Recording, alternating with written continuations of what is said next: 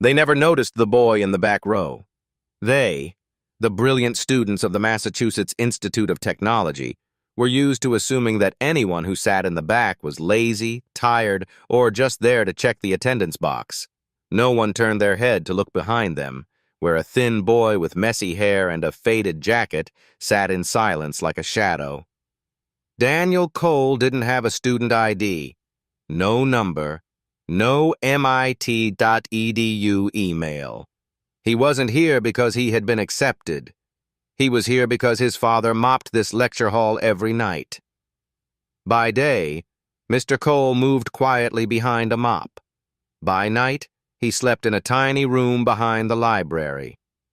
They lived in a temporary housing block in Roxbury, where the winter wind slipped through the cracks like a mournful song. Daniel studied mathematics the way others breathe, because he had to. Without official textbooks, he copied every discarded page he could find. He scribbled notes with broken pens and tucked them into an old torn satchel, one his mother had used when she was still alive.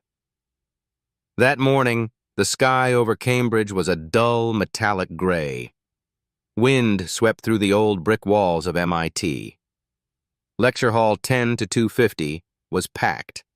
Students squeezed into seats, eyes locked on the podium, where Professor Aldridge, known as the gatekeeper of applied mathematics, was finishing a lecture on partial differential equations. His voice was deep, clear, like an old bell swinging through time. "We will end today's class with an open question," he said. He turned to the board and wrote a simple sentence. "Find a function of two variables whose second-order derivatives, when added together, equal 0 within an irregularly shaped region under mixed boundary conditions." The class went quiet. Eyes narrowed. They all knew this wasn't homework. This was a generalization of the Laplace equation, the backbone of countless disciplines, from electric fields to fluid mechanics to thermodynamics, but applied to an irregular domain under mixed boundary conditions. It was a problem without a general solution. Many had tried, many had given up. The professor placed the chalk on the tray. He scanned the room as though waiting for a miracle. And then, from the back row, a soft motion caught everyone's eye. Daniel stood up. No one knew who he was. No one had invited him. But his footsteps toward the board sliced through the silence like a blade. He picked up the chalk with both hands, like it was the last light left in his world. He didn't look at anyone, didn't speak. He just began to write. His handwriting was small, even, unhurried.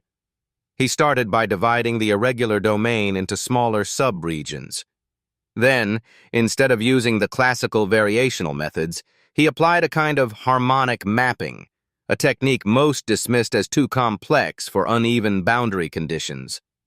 The sound of chalk against the board echoed through the hall like slow, rhythmic knocking.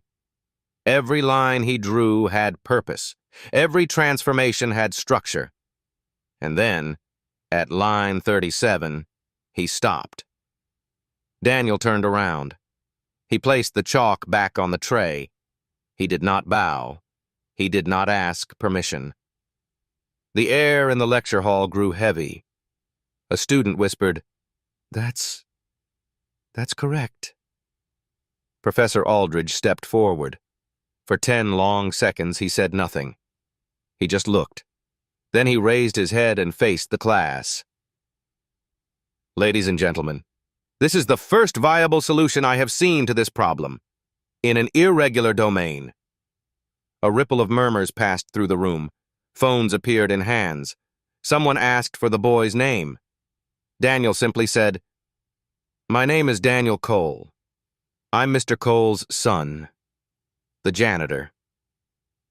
A long silence fell again, and then, no one quite knew who started, a single clap rang out, then another, until the room filled with applause, not because the problem was solved, but because something had shifted, something had broken through. A green sprout pushing up through hardened earth.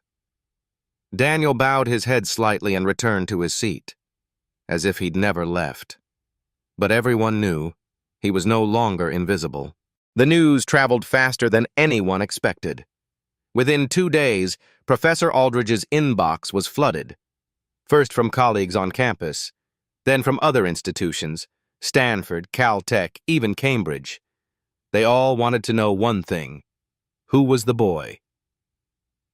The recording from Lecture Hall 10 to 250 had already made its way onto private academic forums. A boy, barely 15, quietly stepping to the front of the room and solving a problem that had stood for decades in applied mathematics, with calm, humble certainty. But Daniel didn't know any of that. He was back at the edge of the campus, helping his father carry a bucket of cleaning supplies down the cold marble hallway. His hands were chapped from winter, his sleeves stiff with soap.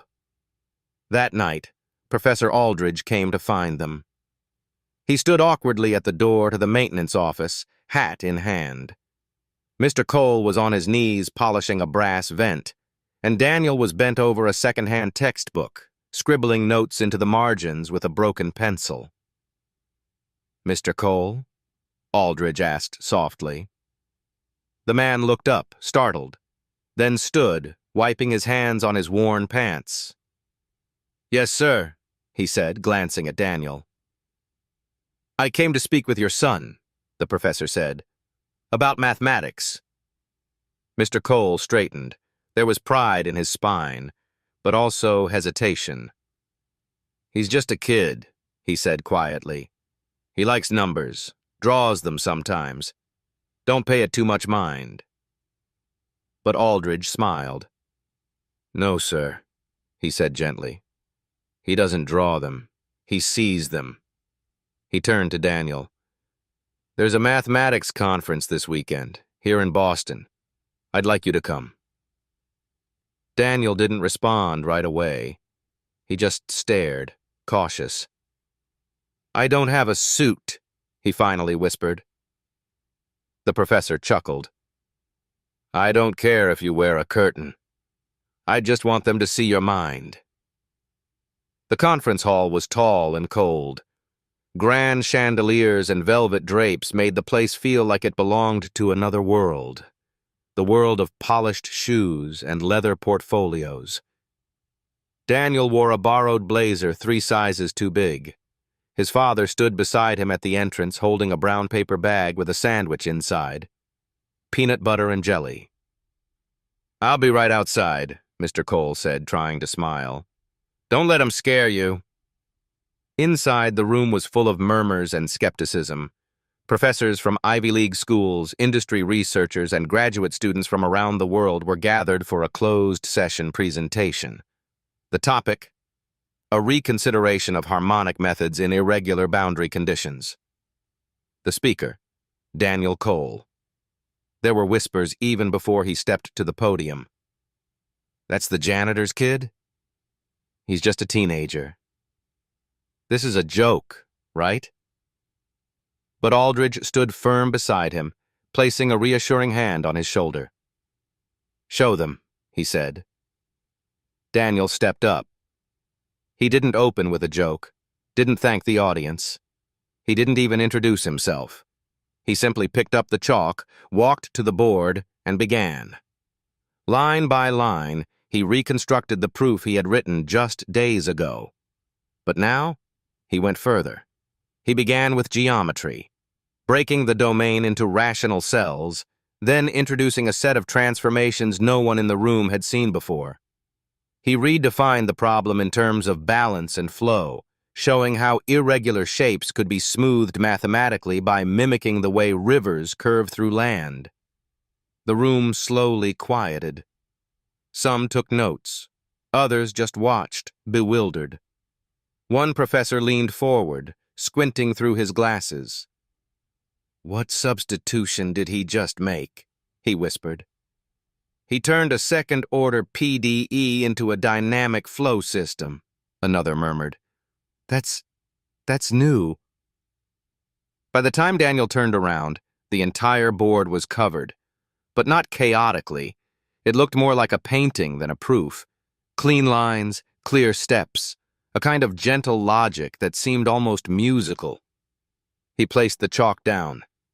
Silence. Then a voice from the front. "Where did you learn this?" Daniel looked at him. "From the blackboard," he answered. Another voice, sharper. "What university did you attend?" "I haven't," Daniel said simply. Murmurs again. Someone scoffed. "You expect us to believe a janitor's son discovered this in his spare time?" A tall man in a gray suit stood. "What proof do we have that this wasn't staged?" Before Daniel could answer, the back doors creaked open. Mr. Cole stepped inside, hat in hand, boots still damp from the snow. "Excuse me," he said. "That's my boy." Everyone turned. "I don't know what kind of math y'all do," he continued, voice steady. "But I know what I see. That boy spent more nights on the library floor than most kids spend on the couch. He copied whole books by hand. I've seen him go hungry just to buy a used notebook from the second-hand store. So if you think this is some trick—" He paused. "You're not half as smart as he is." Silence again. Then quietly, Professor Aldridge stood.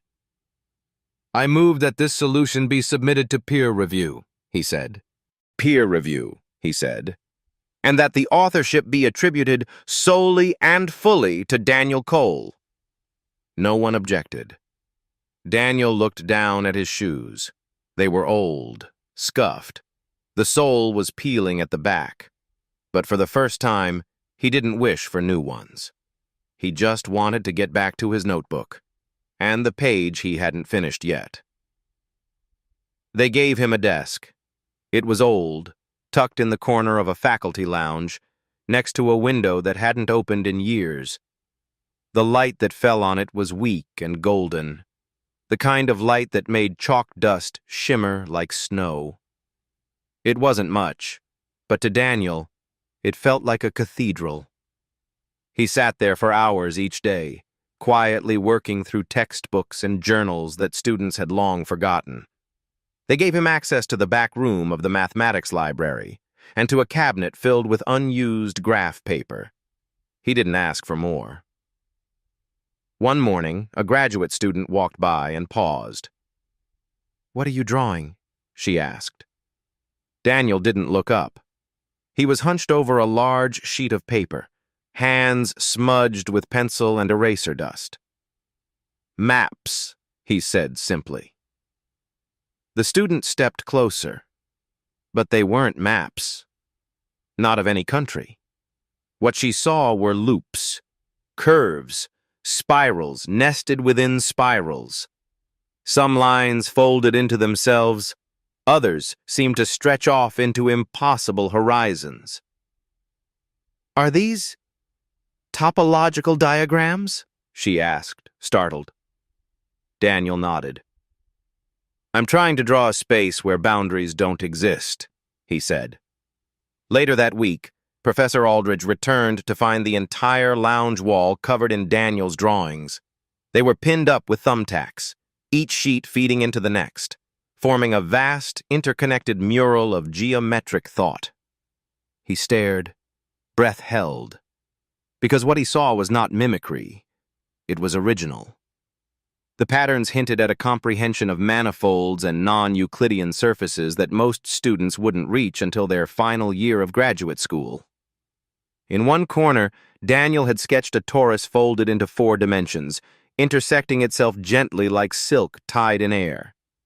In another, he had outlined a transformation matrix using color instead of numbers, each hue representing a rotational axis. "How did you think of this?" Aldridge asked, almost whispering. Daniel's answer was soft. "I used to watch my mother spin thread," he said. "She twisted strands into braids. Each time the pattern changed, I'd try to remember it. Now I draw them." That afternoon, Aldridge summoned the head of the topology department. By evening, Daniel was no longer just the boy from the back row. He was invited to audit a seminar on algebraic topology. But Daniel didn't care much about invitations. He cared about the notebook in his lap, the one he had filled page after page with impossible shapes. He called it the Infinity Book. Inside were sketches of imagined worlds, Mobius strips wound into knots, Klein bottles bending under imaginary pressure. But it wasn't the complexity that stunned those who saw it. It was the intentionality, the quiet certainty that each curve had meaning. One professor, after leafing through it, sat in silence for a long time. Then he said, "There are topologists who spend lifetimes trying to express what you just drew by instinct." But Daniel only nodded and turned the page. The turning point came when a visiting professor from Oxford, Dr. Evelyn Hart, gave a guest lecture on homotopy theory. She drew a shape on the board, a simple manifold, and asked a question. How many continuous transformations would preserve its fundamental group? No one answered. Until Daniel, from the far end of the hall, softly said, 6, but only if the origin is fixed. Dr. Hart turned. Explain. Daniel stood and walked to the board, his footsteps slow, as though crossing ice. He picked up the chalk and, in 4 short steps, redefined the problem using a coordinate shift, folding the original manifold into a simpler class. By the time he finished, the room was silent. Dr. Hart stared. "Who are you?" she finally asked. He didn't answer, but someone from the back whispered, "He's the janitor's son." She shook her head. "No, that boy is a cartographer of infinity." That night, Daniel returned to his corner desk. The lounge was empty, quiet, lit only by the old yellow bulb above his table. He opened his notebook and drew one more shape. It started as a circle. Then it folded, split, twisted. It became something else, something no geometry could quite contain. Below it, in tiny handwriting, he wrote, "This is where I saw her last." And next to that, "One day I will draw my way back." Because for Daniel, mathematics was never just numbers. It was memory. It was longing. It was the only language left to speak to the ones who had gone too soon. And each curve he drew was a step toward home. The radiator in the faculty lounge hissed all night, but the cold still crept in. Daniel had grown used to it. He slept sitting upright in the old reading chair by the window, wrapped in his coat, a book across his chest. Sometimes he dreamed of the desert wind in Tucumcari, his mother humming while shelling beans, or the sound of chalk on a blackboard. But most nights, he didn't dream. He just listened. To the pipes clicking, the wind sighing through the glass, and the quiet ache of hunger. He had not eaten since yesterday morning, half a muffin from the library's leftover tray. The growl in his stomach had become familiar, like a dull radio in another room. But today, he had work to do. He opened his notebook and stared at the page. At the top, written in his smallest handwriting, were 5 words. Hilbert's 8th problem, still open.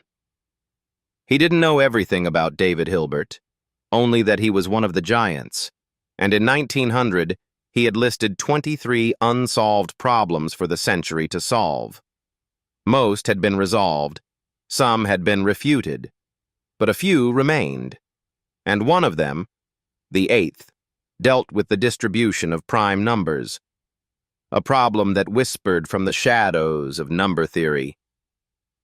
Daniel didn't want to solve it, not exactly. He wanted to understand why it had never been solved. What made it so resistant to all the tools thrown at it? Analytical methods, complex functions, zeros of zeta functions. He had no computer, no simulation software, no formal training in analytic number theory. What he had was time, hunger, and instinct. He began by translating the problem into geometry, as he always did. He plotted prime numbers as rising steps, then flattened them into spirals. He traced distances between them, watching for rhythm. He searched for silence between clusters, the quiet valleys where no primes appeared. Then he flipped the page and began mapping them as pulses. Each prime became a note, the space between them, a rest. The result was not a line but a song, off-key at times, dissonant, but haunting. By midnight he had filled 7 pages. He did not know that the next morning these sketches would be the beginning of a method later described in journals as geometric harmonic encoding of prime gaps. He just knew he was cold and hungry. Professor Aldridge found him slumped over his notebook, pale, hands trembling. "Daniel," he whispered, shaking his shoulder. Daniel blinked awake. His lips were dry. His voice was barely audible. "I think I see music in them." "In what?" Aldridge asked. "In the primes." Aldridge stared at the drawings, slowly realizing the method. The rhythm of distribution, the mapping of intervals, not just mathematics, something deeper, a kind of translation between disciplines no one had dared to try. He rose and turned to the doorway. "Get him soup," he told the secretary, "and a blanket." Later that week, Aldridge visited a colleague in the mathematics department. "You remember Hilbert's eighth?" he asked. The woman snorted. "Of course. Still untouchable." "Not quite," he said, laying down Daniel's notebook. She flipped through it in silence, then looked up. "Who did this?" "A boy who sometimes doesn't eat." Daniel refused to present the findings himself. "I'm not done yet," he said. But the paper was circulated quietly. A new framework was named, the Cole structure, describing how musical encoding of prime intervals could predict low-level behaviors of zero distributions. No one dared to say it solved Hilbert's eighth, but no one could ignore it either. And Daniel? He kept drawing, and eating when reminded. One evening, after a warm bowl of stew, he sat alone and wrote in the back of his notebook, "Hunger opens doors that comfort locks." He didn't mean to be poetic. He meant that only when everything is stripped away, sleep, food, warmth, something ancient and bright remains, a question, and the courage to follow it. The snow had come early that year. Cambridge turned quiet under its white coat. Trees stood still. Sidewalks crackled. Students hurried between buildings, bundled in scarves and thick gloves. But Daniel didn't mind the cold. He had grown up with wind in his teeth and frost under his nails. What he wasn't used to was being noticed. They started to whisper when he passed. Not out of cruelty, but reverence. "That's him," someone would say. "The boy who sees the primes." He heard it in the library, in the lecture halls, even once in the cafeteria, though he never ate there. Professor Aldridge had arranged for a student pass. Daniel now had access to warm meals, quiet study rooms, and a locker with his name on it. But he still preferred the empty corners, the shadows where no one watched. He didn't want attention. He wanted stillness. Stillness helped him think. On a Tuesday afternoon, after a long seminar, Daniel left the building without his coat. He hadn't noticed the snow piling on the stairs. He walked slowly, head down, a pencil tucked behind his ear, deep in thought. He didn't see the patch of ice. His foot slid. The notebook flew from his hand. His body hit the steps hard. A few students saw it happen and kept walking. One paused. A girl in a red coat. She picked up his notebook and rushed to him. "Are you all right?" she asked, kneeling. Daniel's breath was shallow. His fingers were scraped. A bruise bloomed along his wrist. He nodded faintly but said nothing. She handed him the notebook. "You dropped this. It has drawings." He nodded again. "They look like dreams," she said softly. Daniel managed a whisper. "Sometimes they are." They called an ambulance. Professor Aldridge rode with him. At the hospital, the nurse looked at the chart and asked, "Parent or guardian?" Mr. Cole arrived 20 minutes later, out of breath, coat soaked in slush. He apologized for being late. He held Daniel's hand and didn't speak. The doctor said he was lucky. Nothing broken, just bruises. But he needed rest and warmth and food. Back in their small room above the boiler house, Mr. Cole made soup over a single-burner stove. Daniel sat wrapped in a blanket, his notebook beside him.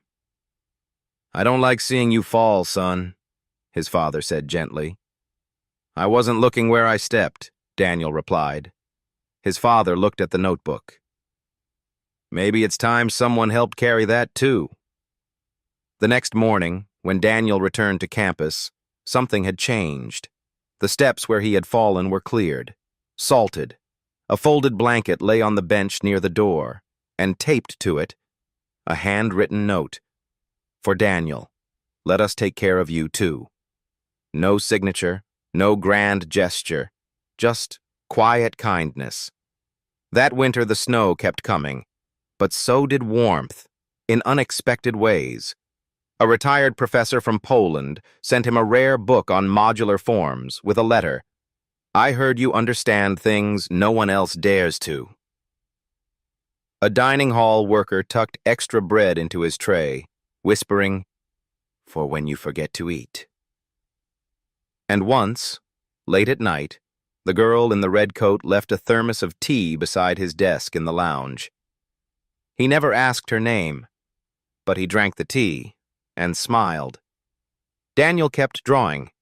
Now his sketches turned to boundary behavior, what happens at the edges of defined spaces.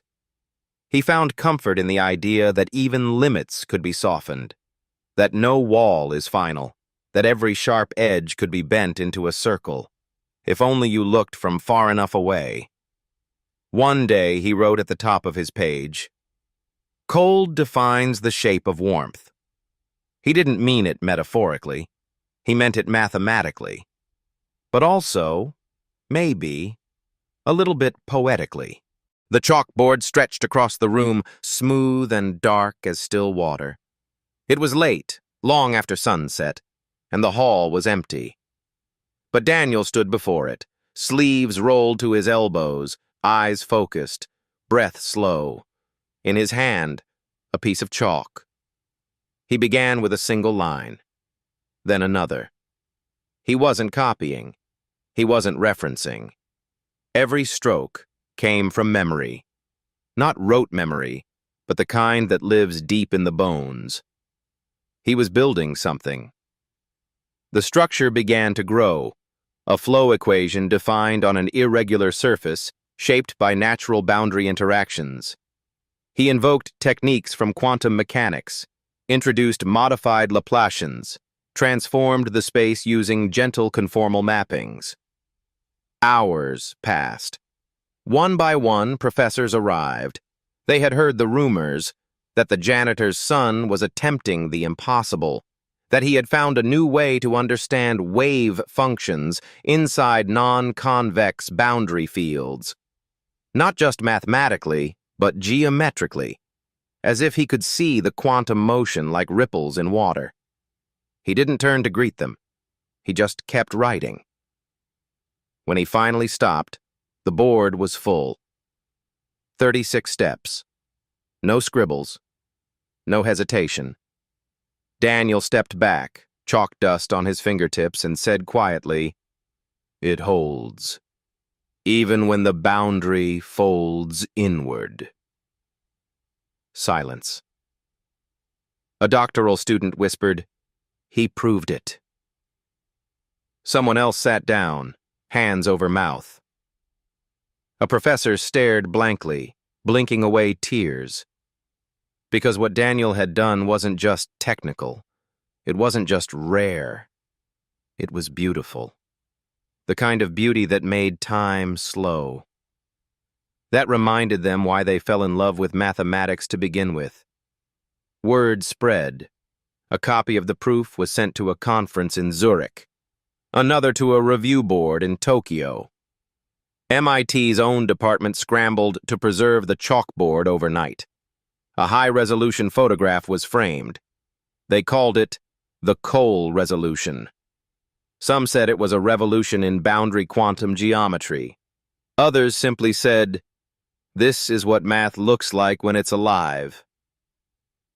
That evening, Daniel sat alone on the back steps, the wind soft against his neck. The chalk still clung to his skin. His father brought him tea in an old metal cup. "You did something big, didn't you?" Mr. Cole asked. Daniel shrugged. "I drew something I saw in my head." His father smiled. "And it made people cry." Daniel didn't answer, but his eyes were moist. In the weeks that followed, graduate students came to ask questions. Some brought pages, others brought silence, just wanting to sit nearby. Daniel answered what he could, but often he would ask them something instead. "What does the boundary mean to you?" And they would stop and think. Because for Daniel, boundaries were never just mathematical. They were personal. He had lived them, between hunger and warmth, between silence and sound, between invisibility and being seen. To him, a folding boundary wasn't a threat. It was an invitation. An edge didn't end something. It shaped it. One day, a former student returned, now a researcher in France. "I printed your proof," she told him. "I keep it above my desk." "Why?" Daniel asked. "Because it reminds me not to fear what I don't understand." He nodded. That night he wrote in his notebook, "Math doesn't end at the edge. It begins there." It began with a letter, typed, formal, sealed in an envelope with the MIT crest pressed in red wax. It was placed gently on Professor Aldridge's desk one morning by a secretary who wouldn't meet his eyes. The message inside was brief. "Please refrain from further inclusion of non-enrolled individuals in advanced coursework. For matters of formal instruction and research presentation, institutional protocols must be observed." Aldridge stared at it, lips pressed tightly together. He folded it once, then twice, then tucked it into his coat pocket without a word. That afternoon, he found Daniel in the quiet corner of the faculty lounge, sketching a set of bounded surfaces into something resembling a nest. "They sent a letter," he said. Daniel didn't stop drawing. "What does it say?" "That you don't belong in our classrooms." There was no bitterness in Daniel's voice, just a gentle exhale. "They're not wrong." Aldridge shook his head. "They're afraid." The Dean's Council convened a week later. 12 members. A long oak table. Walls lined with portraits of men with stern eyes and heavy books. Professor Aldridge stood at one end. "Daniel Cole is not just a student," he said. "He is a phenomenon. And more than that, he is a teacher." One member adjusted his glasses. "He is not enrolled. He has no academic record, no diploma. He is the janitor's son." Aldridge raised an eyebrow. "And Euclid had no faculty ID either." Murmurs. Someone cleared their throat. We're not questioning the boy's intellect, the dean began. We're questioning the precedent. If we permit this, what message are we sending? That brilliance is welcome, Aldridge said, voice rising. That truth is truth, even if spoken in rags. Outside, Daniel waited in a hallway of stone and shadow. His father stood beside him, hands in his coat pockets, staring at the floor. I'm sorry this got so big, Daniel whispered. Mr. Cole shook his head. Don't be. You didn't ask for applause. You just asked for a board and a piece of chalk. Eventually, they were called in. Daniel sat at one end of the table. His clothes were clean, his hair combed, but his eyes were the same, calm, unreadable. The dean folded his hands. You understand, young man, that this institution has rules. Yes, sir. And you understand that you have not applied to any academic program nor completed secondary certification. Yes, sir. Then what exactly do you hope to achieve by sitting in our classrooms? Daniel paused. I'm not trying to achieve anything. I'm just trying to understand. Silence. A younger faculty member leaned forward. Where did you learn to think the way you do? Daniel thought for a moment. I used to sit in the laundromat while my dad worked night shifts. I'd watch the dryers spin.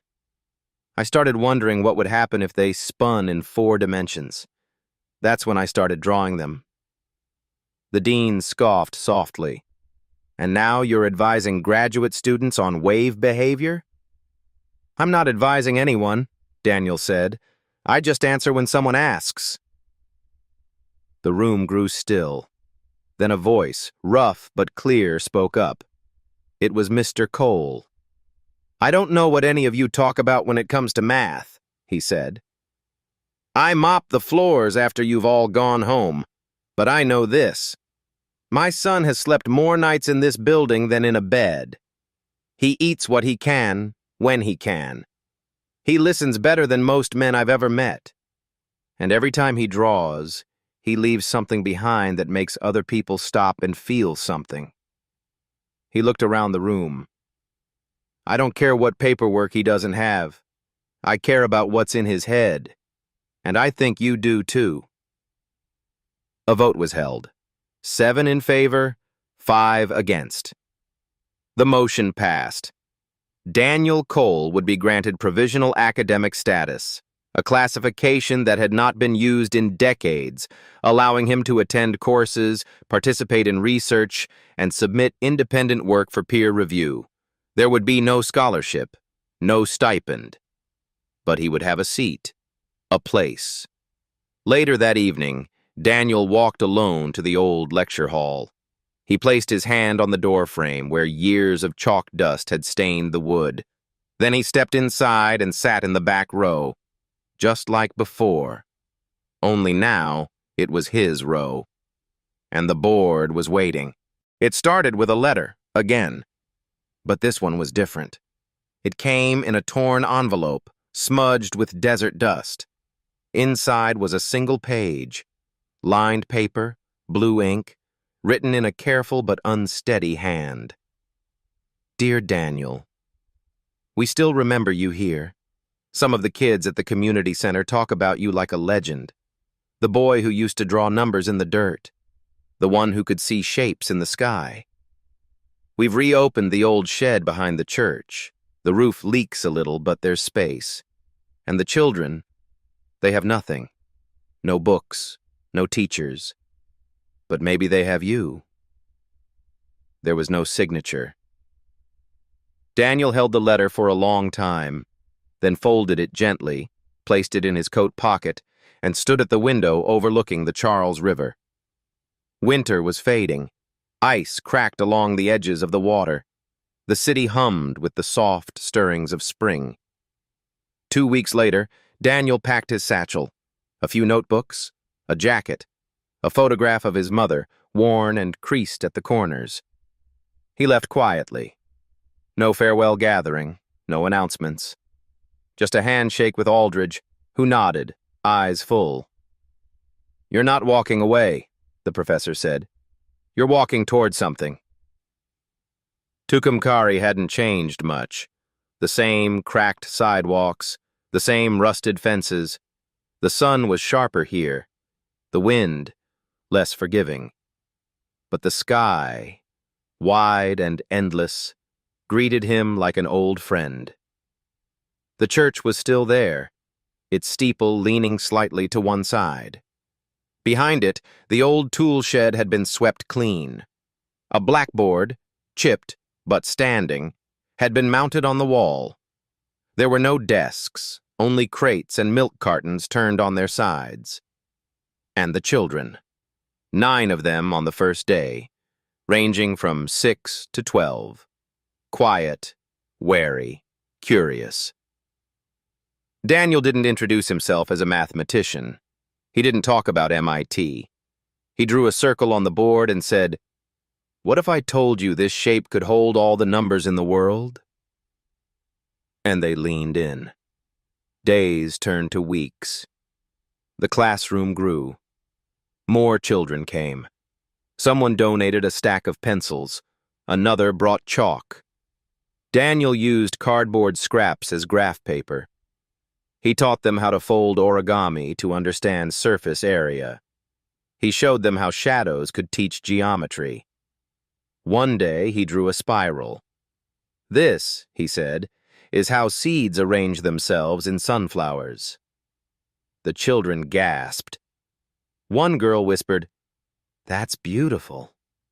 Daniel smiled. "Math is just nature trying to speak." He never mentioned the proofs, never talked about the chalkboard at MIT, the applause, the letters from journals. He left all that behind like a coat that no longer fit. But sometimes, in the stillness of night, he would sit under the stars with a notebook and draw, shapes too large for paper, patterns that felt like memory.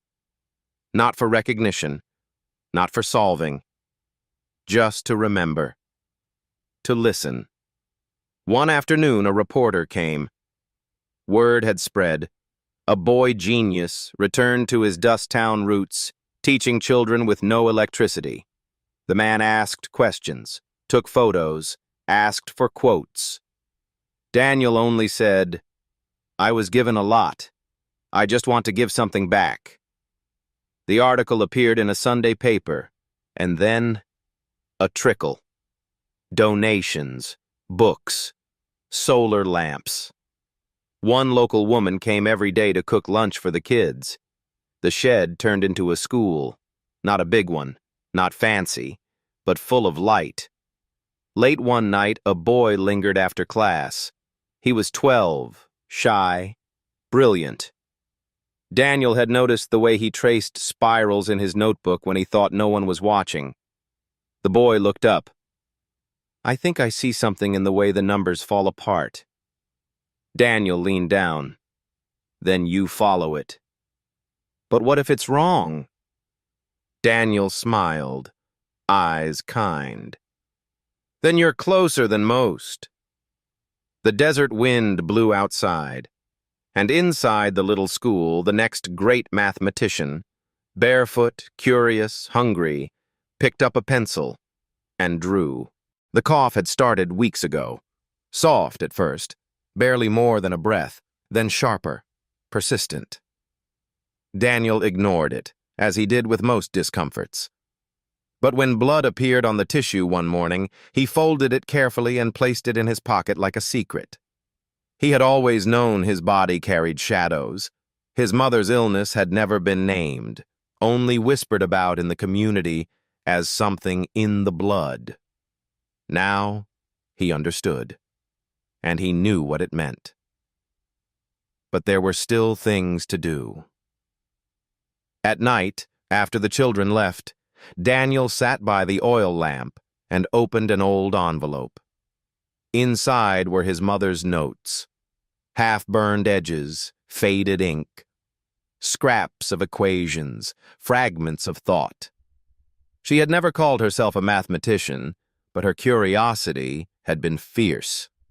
She had tried, in her quiet way, to model how cells in the human body might communicate across damaged tissue. Her final note read, "What if the repair mechanism isn't chemical, but geometric?" Daniel stared at the sentence until the words blurred. Then he began. The equation he worked on wasn't one anyone had asked for. It didn't come from a journal. It wouldn't win a medal. But it mattered to him.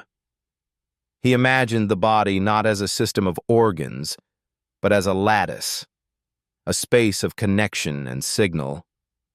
He began to sketch how damaged cells might reroute messages, not through proteins, but through shape, through folding, through resonance. He built a model of biological repair based on curvature. "Not chemistry," he whispered, "but topology." His health declined. He coughed more, ate less. Still, he taught each day. Still, the children came. They noticed the tiredness in his eyes, the slow movement of his fingers. But they never asked. One girl brought him honey wrapped in cloth. Another left a feather on his desk. "For flying when you're ready," she said. One afternoon, Daniel handed a thick envelope to the postman. "To Cambridge," he said. "To Professor Aldridge." Inside were 42 handwritten pages, titled, "On Geometric Repatterning of Damaged Biological Networks." Aldridge received it a week later. He opened it slowly. As he read, he stopped breathing. By page 10, he was weeping. By page 30, he was calling colleagues. By the end, he stood in silence, hand on the paper like one might rest it on a friend's shoulder. "This," he whispered, "was never about saving the body. It was about understanding why it breaks." Daniel grew weaker. The town doctor visited, sat beside him, offered only honesty. "You have days," she said gently. Daniel nodded. "I had years I wasn't supposed to have." His last lesson was on a Wednesday. He drew a curve on the board. Elegant, rising. "This," he said, voice soft, "is the shape of something trying to heal."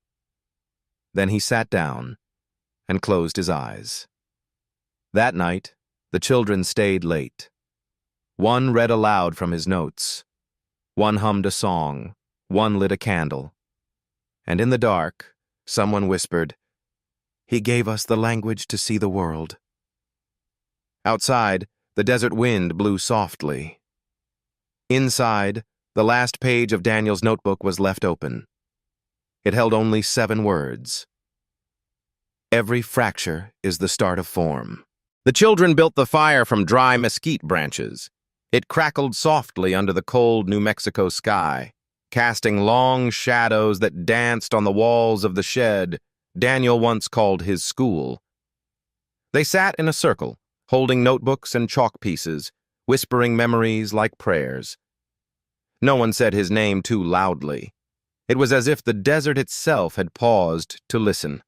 Above them, the stars blinked awake, quiet witnesses to a boy who once saw infinity in the spiral of a sunflower. Back in Cambridge, Professor Aldridge stood before a packed auditorium. The event was titled, "The Coal Convergence." Leading mathematicians, biologists, and physicists from around the world had gathered not to debate, but to honor. On the giant screen behind him was a single line of Daniel's writing. "What heals us is not only what we know, but how we shape the space between our knowing." He spoke not of formulas, but of presence. Daniel never studied to impress. He studied to remember, to repair, to witness. A hush fell over the room as he held up the original copy of Daniel's final manuscript, worn, smudged, and holy. He found a way to see pain and draw through it. In Tucumcari, the old tool shed had become something else. A mural now covered its side, a winding golden curve drawn by the children, echoing Daniel's final chalk line. They called it the healing spiral. Each child added something, a symbol, a word, a color. In the center, a circle left empty. "That's for him," said one girl, now 13, "so he can keep drawing, even from wherever he is." 3 months later, a brown envelope arrived at the MIT registrar's office. Inside was a scanned image of Daniel's final lesson, with a note. "On behalf of those who could never pay tuition, please let this count."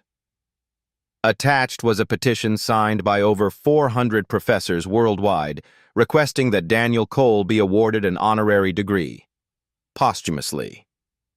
The motion passed unanimously. The diploma was issued, framed in walnut, and sent not to a university wall, but to the little schoolhouse in Tucumcari, where it hung beside a cracked blackboard. Below it, someone had written, "He was never ours, but we were his." Years passed. One of Daniel's students, the shy boy who once saw spirals, went on to win a mathematics prize in Sao Paulo. Another, the girl who brought him honey, became a physicist working on resonance modeling for cardiac therapy. None of them forgot the sound of chalk on board, or the silence of a boy who loved quietly. On the 15th anniversary of his passing, Aldridge returned to Tucumcari. The children were grown, but the school still stood. The board still bore traces of Daniel's hand, faint, white, eternal. That night, they lit a fire once more, and someone read the words Daniel once left behind.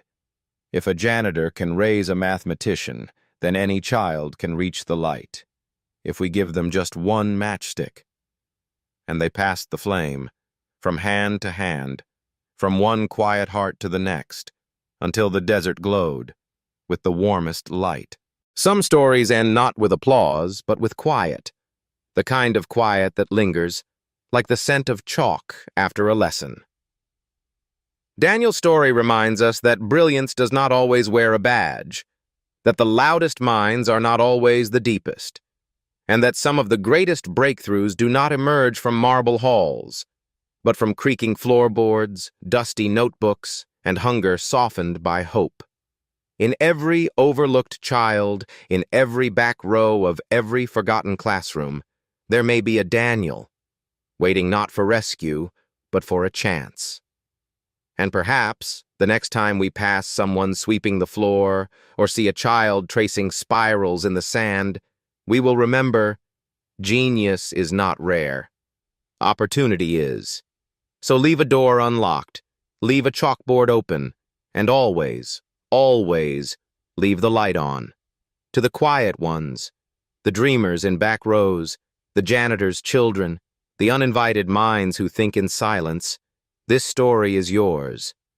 To the teachers who notice, the mentors who ask a second time, and the strangers who leave a door ajar, thank you. To every child who learns in the dark, to every parent who sacrifices quietly, and to every soul who believes that knowledge is a light to be passed, not possessed, this book bows to you. Thank you for believing that brilliance belongs everywhere. Thank you for keeping the light on.